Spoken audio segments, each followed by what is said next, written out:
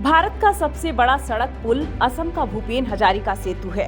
इस पुल को ढोला सदिया सेतु के रूप में भी जाना जाता है, जो ब्रह्मपुत्र नदी पर 9.15 किलोमीटर से अधिक लंबा है।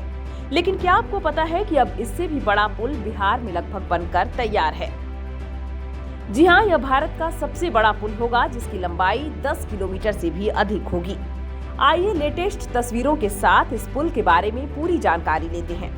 केंद्रीय परिवहन एवं राजमार्ग मंत्रालय की ओर से 984 करोड़ की लागत राशि अब लगभग 1200 करोड़ तक पहुंच गई है।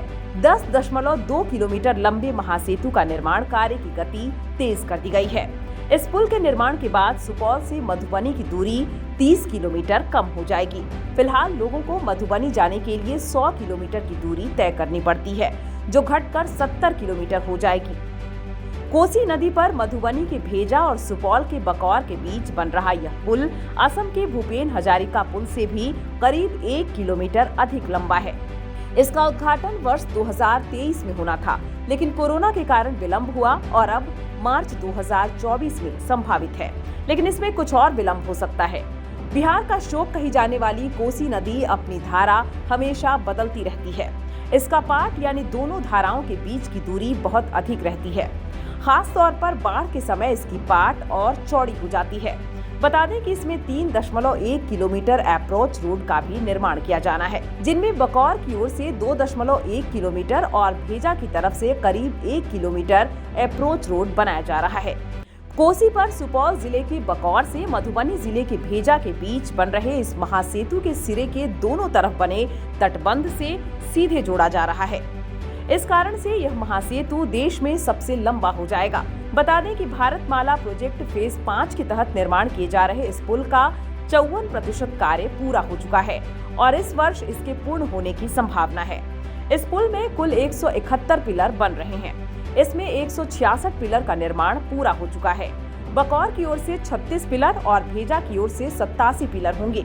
इसमें बकौर की ओर से 2.1 किलोमीटर और भेजा की तरफ से 1 किलोमीटर अप्रोच पथ का निर्माण किया जाना है। अप्रोच रोड मिलाकर पुल की लंबाई 13.3 किलोमीटर होगी।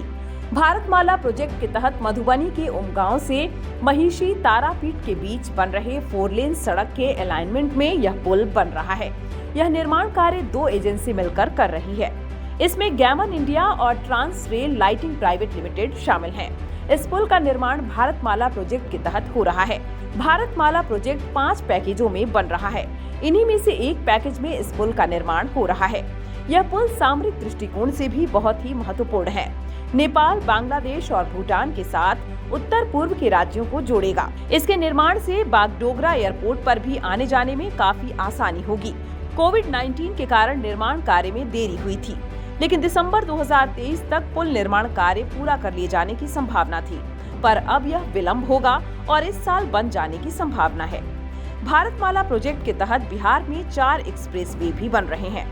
इन एक्सप्रेसवे के बन जाने से बिहार के किसी भी हिस्से से कोलकाता और दिल्ली की दूरी काफी घट जाएगी। इसके साथ ही अंतर राज्य आवागमन बेहद आसान हो जाएगा।